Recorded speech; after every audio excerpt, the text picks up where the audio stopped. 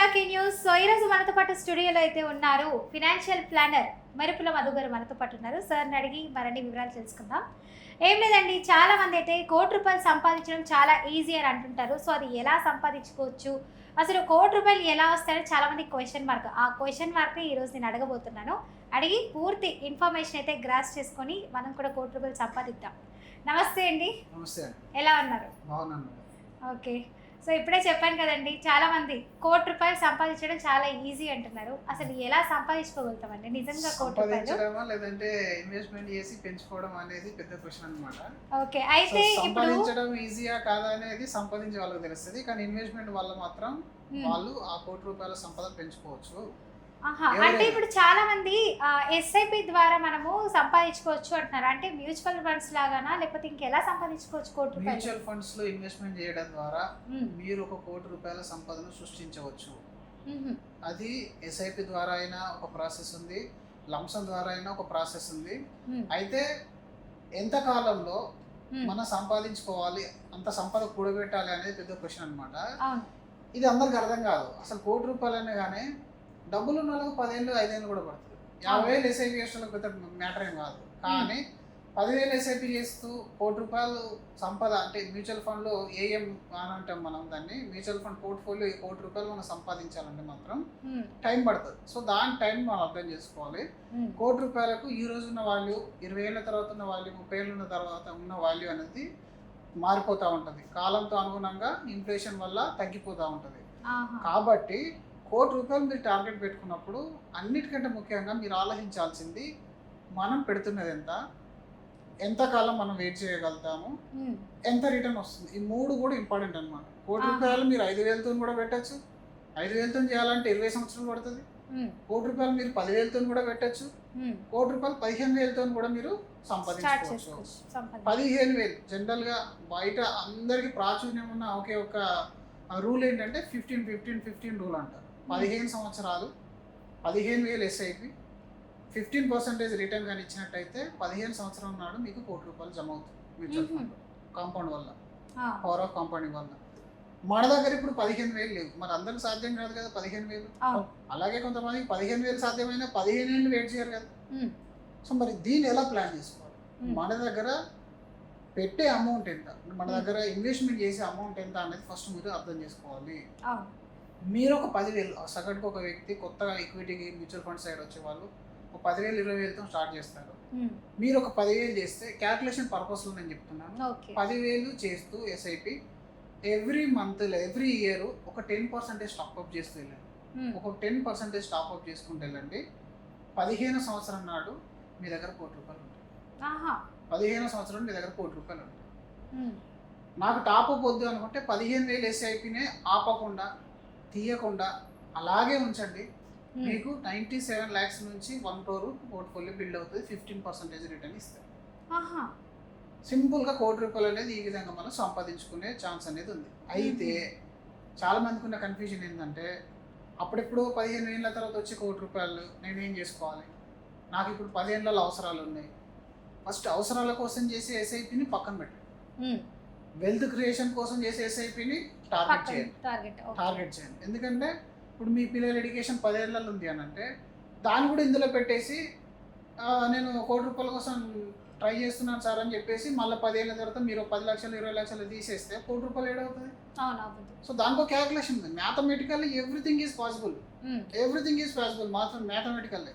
కానీ ఇక్కడ human psychology మన మైండ్ అనేది ఊరుకోదు. డబ్బు కనబడతా ఉన్న కొద్ది ఆశలు పుట్టుకొస్తా ఉంటాయి అన్నమాట.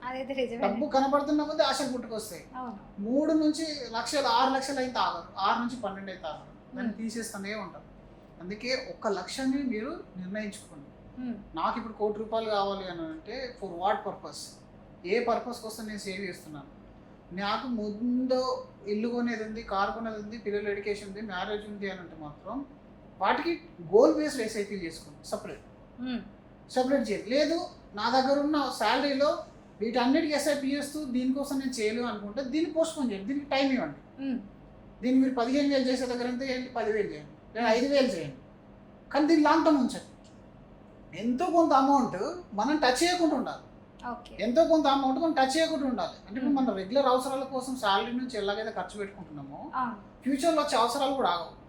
మరి అందరూ ఈ ₹1 కోటి కోసం అని మొదలు పెడతారు, అవును. ఆ జర్నీ కంటిన్యూ. మళ్ళీ ఇందులో ఇంకొక పెద్ద ప్రాబ్లం ఏంటంటే మ్యూచువల్ ఫండ్ అనేది is not FD, fixed deposit కాదు ఇది. ఎవ్రీ ఇయర్ మీకు పెరగడానికి మీరు ఎఫ్డీలో ₹1,00,000 పెడితే వాళ్ళు 7% ఇంట్రెస్ట్ ఇస్తారు. అంటే ఒక సంవత్సరానికి ₹7,000 మీకు యాడ్ చేస్తున్నారు. ఆ ₹7,000 ఎవ్రీ ఇయర్ యాడ్ అవుతూనే ఉంటుంది. ఆ గ్రాఫ్ అనేది ఎప్పుడు పాజిటివ్గానే ఉంటుంది మీకు. కానీ మ్యూచువల్ ఫండ్లో ఆ ఇంటెన్షన్తో రావద్దండి.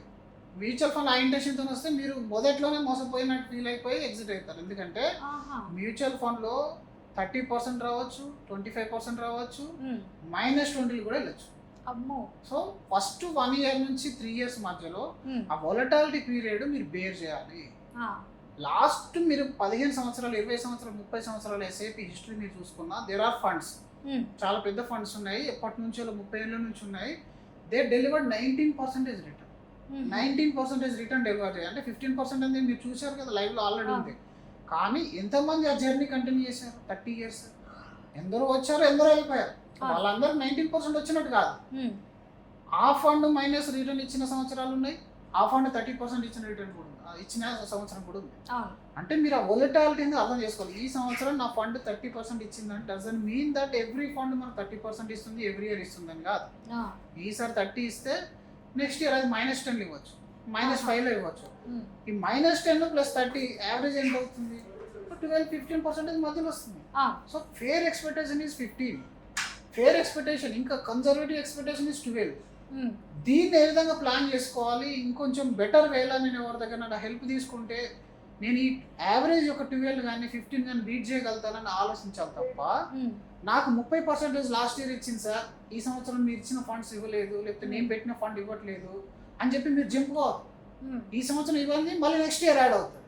సో మార్కెట్ సైకిల్ ఇంకా మూవ్ అవుతుంది అనమాట.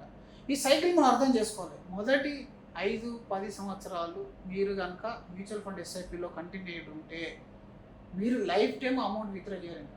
మీరు ఓన్లీ ప్రాఫిట్ మీరు విత్డ్రా చేసుకుంటారు, లేదా సిస్టమేటిక్ విత్డ్రాల్ ప్లాన్ పెట్టి లైఫ్ టైం కంటిన్యూ చేస్తారు, లేదా మీ గోల్ అచీవ్మెంట్ అయినప్పుడు కావాల్సిన అమౌంట్ తీసుకుంటారు. కానీ ఎప్పుడు బ్రేక్ చేయరు. సో ₹1 టార్గెట్ అనగానే ఎగిరి గంతేసి మళ్ళీ ఒక 3 నెలలకు, 4 నెలలకు, 5 నెలలకు డిసిజన్ చేంజ్ చేసుకొని సార్ నాది నెగిటివ్ వస్తుంది. నెగిటివ్ వస్తుంది ఎందుకంటే ఇది stock market, it's volatile market. మొదటి 3 సంవత్సరాలే, మళ్ళీ ఆ 3 సంవత్సరాలు దాటితే మీకు అంత వోలటాలిటీ ఉండదు. మళ్ళీ అందులో డిఫరెంట్ సెక్టర్స్ ఉన్నాయి, అర్థం చేసుకోండి. Small cap, mid cap, large cap, sector, ఇలా థీమాటిక్, ఇంటర్నేషనల్, హైబ్రిడ్, ఆర్బిట్రేజ్, ఎన్నో రకాలు ఉన్నాయి, ఎన్నో రకాలు, కొన్ని వేల ఫండ్స్ ఉన్నాయి.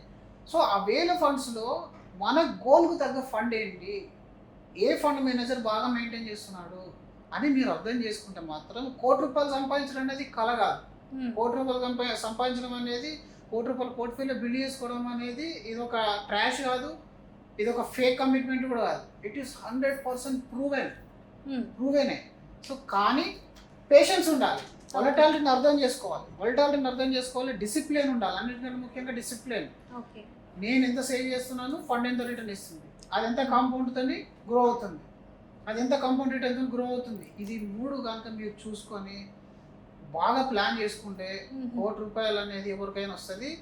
మీ సాలరీకి తగ్గట్టుగా ఎక్స్పెక్టేషన్ పెట్టుకోండి, మీ ఇన్వెస్ట్మెంట్ తగ్గట్టుగా ఎక్స్పెక్టేషన్ పెట్టుకోండి. వచ్చిన 30,000 నుంచి నేను 20,000 ఎస్ఐపి చేస్తాను ఎప్పుడు అనుకోవద్దు. ఫస్ట్ మీ లైఫ్ గడవాలి, ఈ లైఫ్ గడిచిన తర్వాత మిగిలిన దాన్ని ఫ్యూచర్ కోసం సేవ్ చేయాలి, అంతే కదా. మీరు చాలా మంది అలా చేయట్లేదండి, ముందు అవసరాలకు యూస్ చేసిన తర్వాత మెల్లమెల్లగా అది రెండు రకాలు ఉంటారండి, 2 రకాలు ఉంటారు. ఒకటి ఉన్నదంతా అవసరాలకు వాడేవాళ్ళు, ఇంకొంతమంది అసలు మొత్తానికి అవసరాలన్నీ పక్కన పెట్టేసి ఓన్లీ సేవింగ్స్ అని ఉన్న వాళ్ళు కూడా ఉంటారు. మీరు చూసే ఉంటారు మీ రిలేటివ్స్లో కానీ, నెట్వర్క్లో కానీ. కొంతమందిని చూడండి, లైఫ్ చాలా గడిపిన రోజులు వాళ్ళు పూర్ లైఫే గడుపుతారు, చచ్చిపోయేటప్పుడు వాళ్ళు ఏం చేస్తారంటే ధనవంతులు వేసిపోతారు. లివ్ పూర్ డై రిచ్, ఈ కాన్సెప్ట్ ఉంటారనమాట. సో అంటే ఇప్పుడు అది రివర్స్ అయింది యంగ్ జనరేషన్లో, మొత్తం ఇప్పుడే షో చేసేస్తున్నారు. ఇవి 2 ప్రమాదకరమే. అతి సేవింగ్ జబ్బు, అతిగా స్పెండింగ్ అనేది జబ్బే. మీరు ఆలోచించి మన అవసరాలకు ఎంత ఖర్చు పెట్టుకోవాలి, ఎందుకంటే ఖర్చు లేకుండా ఆనందం రాదు, మీకు సంపాదించాలని ఇంట్రెస్ట్ కూడా ఉండదు. ఖర్చు కూడా ప్లాన్ చేసుకోండి, ఖర్చులు ప్లాన్ చేసుకున్న తర్వాత ఎంత సేవ్ చేయాలో దాన్ని మీరు సేవ్ చేసుకుంటే సరిపోతుంది. ఆ ₹1 పెట్టుకున్నప్పుడు years, rate of return, discipline, and మంచి ఫండ్స్ చాలా చాలా ఇంపార్టెంట్. అలా చేసుకోండి, అయిపోతుంది. ఓకే, శుభం సార్, చాలా చక్కటి ఇన్ఫర్మేషన్ అయితే ఇచ్చారు.